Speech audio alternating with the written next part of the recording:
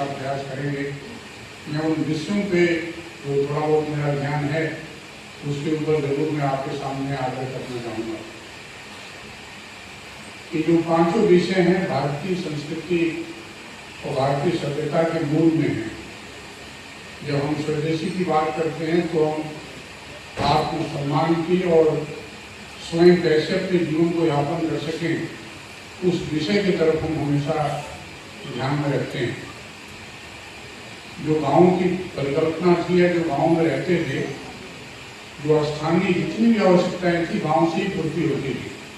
बहुत कम चीज़ों के लिए हमें बाहर जाना पड़ता था और एक स्वावलंबी गांव कैसे हो इसकी परिकल्पना हम करते थे। आज के समाज में जबकि विज्ञान तो बहुत बड़ा है, लेकिन इसके साथ ही हम देखते हैं कि बहुत सारी इकाइयाँ या बहुत सारे विषय ऐसे हैं जिसमें कि हम आत्मनिर्भर नहीं और आत्मनिर्भर बनने का हम लगातार प्रयास करते हैं। जहाँ तक ग्रामीण समाज की बात आप करें या जो गाँव का परिवेश है या गांव से जुड़ा हुआ जो कृषि का परिवेश है, ये ऐसे विषय हैं जिसके ऊपर चर्चा सदैव होती रहती है और अपने देश की परिकल्पना भी उसी पर ही एक तरह से चिन्हित होती है। कृषि का क्षेत्र जिधर से मैं आता हूँ, जिसमें मेरी विशेषज्ञता है, मैंने देखा है और आंकड़े भी बताते हैं कि कृषि एक ऐसा क्षेत्र है जिसमें भारत इस समय पूरी तरह से आत्मनिर्भर है।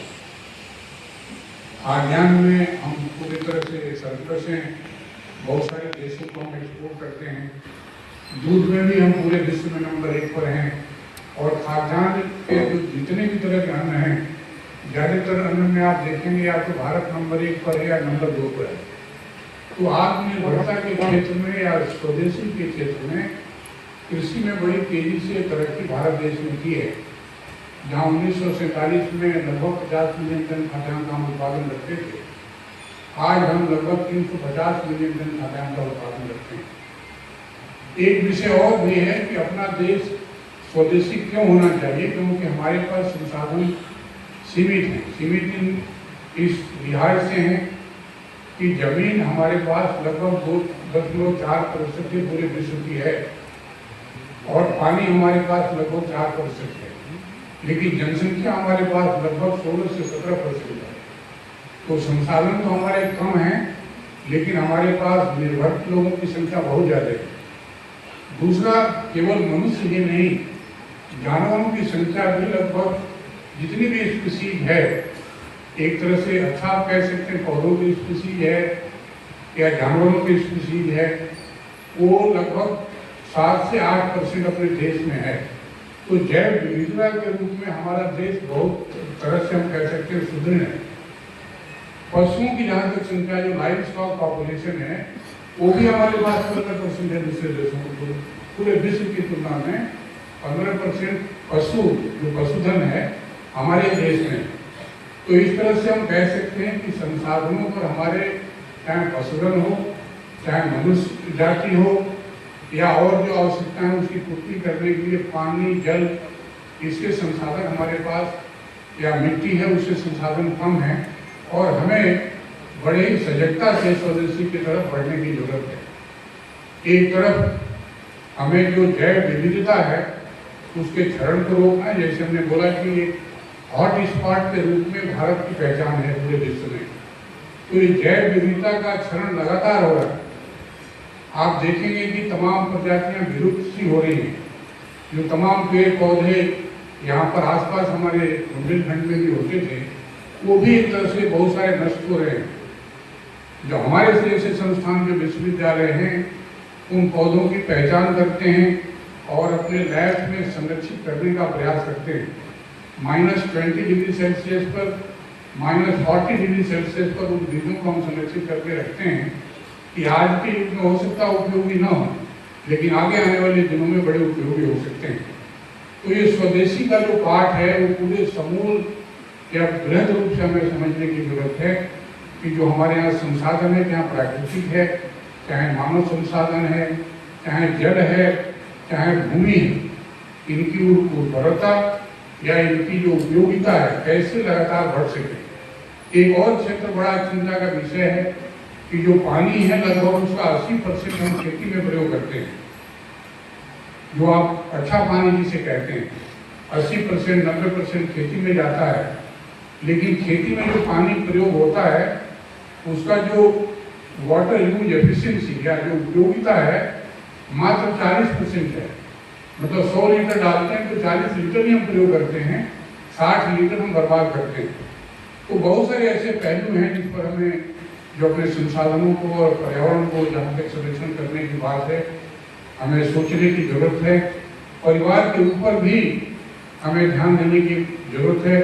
आजकल एक ट्रेंड सा बना हुआ कि एक हस्बैंड वाइफ का ही फैमिली मानते हैं और उस फैमिली की रूपरेखा, और मैं दिल्ली में काफ़ी लंबे समय तक रहा, वहाँ ये भी देखा कि माता पिता भी हैं और बेटा और बहू भी हैं, तो अगल बगल 2 मकान लेते हैं, तो बेटा बहू अलग रहता है और माँ बाप अलग रहते हैं। पता नहीं ये कैसी स्वच्छंदता एक तरह से लोग चाहते हैं जिसको समझने की जरूरत है। और समाज को जो पारिवारिक परिवेश है और पारिवारिक जो शक्ति है या जो पारिवारिक एक बंधन भी होता है जिसमें हम गलतियाँ नहीं कर पाते हैं यदि पूरे सबके साथ रहते हैं, उन सभी विषयों को समाज में और खास करके जो नया समाज है, नए बच्चे हैं, उनमें कैसे हम पुनः प्रतिस्थापित कर पाएँ, ये बड़ा एक चिंता का विषय है और उधर सजग रहने की जरूरत है। आप विदेशों की संकल्पना ऐसी है कि परिवार में कोई एडल्ट यदि चाइल्ड है, उसको रहता है यदि अपने मदर फादर के साथ, तो उसको बैकवर्डनेस मानते हैं कि लड़का पढ़ लिख लिया क्यों घर में रह रहा है, एडल्ट हो गया क्यों घर में रह रहा है। लेकिन हमारे यहाँ वो प्रवृत्ति नहीं रही, हमारी जो संस्कृति नहीं रही है, उस बात को आगे बढ़ाने की जरूरत है। जो संस्थान है, ये बुंदेलखंड विश्वविद्यालय है या हमारा विश्वविद्यालय है, ये प्रदर्शित करते हैं कि अलग अलग जगहों से आकर के, अलग अलग राज्यों से, अलग अलग समुदायों से, अलग अलग भेद, अलग अलग खान पान के आदमी आकर के एक साथ रह सकते हैं और अपने जो कह सकते हैं सामूहिक जो भविष्य है, उस भविष्य को आगे बढ़ाने का जरूर प्रयास कर सकते हैं और सफलता मिल सकती है। हमारे विश्वविद्यालय में 28 राज्यों के स्टूडेंट्स हैं, क्योंकि हमारे यहाँ सभी जितने भी छात्र हैं, ऑल इंडिया जो टेस्ट होता है, Indian council of welfare research करता है, उससे बच्चे आते हैं। जो हमारे यहाँ फैकल्टी है वो भी 20 स्टेट से है। तो एक जो विभिन्नता है उसका प्रयोग हमारे एक तरह से प्रयोगशाला हमारे विश्वविद्यालय में है, छात्रों का भी और जो विश्वविद्यालय के वैज्ञानिक भी हैं। ऐसे परिवारों को और भी समाज में सृजित करने की जरूरत है, जिधर मुझे लगता है कि जो हमारा RSS जैसा संगठन है बहुत वर्षों से इस बात को आगे बढ़ा रहा है और समाज को जोड़ने का प्रयास कर रहा है। एक नागरिक कर्तव्य की बात है और ये इसलिए भी जरूरी है अपने जैसे देश में कि जिस बात को हम कर्तव्य मानते हैं, एक दूरस्थ गांव में बैठा व्यक्ति उस बात को एक कर्तव्य के रूप में उसको समझ नहीं पाता, क्योंकि ऐसा उसका शिक्षण, ऐसा उसका आप कह सकते परिवेश नहीं रहा। तो उनको कैसे हम जागरूक करें, कैसे अवेयर करें, एक बहुत बड़ी एक जिम्मेदारी हमारे जैसे शिक्षक जो समाज यहाँ बैठा हुआ है और जो शिक्षक संस्थान है उनके ऊपर है कि जो समाज में जो दूरस्थ लोग बैठे हुए हैं उनको उनके कर्तव्यों के बारे में बताए। जिसको हम स्वच्छता बताते हैं वो स्वच्छता के उनके मानक में आता ही नहीं, तो वो स्वच्छता के मानक जो हमारे आपके समझ में है वो स्वच्छता के मानक उनके समझ में भी आए और पूरे देश में एक ही मानक समझ में आए, हमारी एकता क्या होनी चाहिए वो समझ में आए।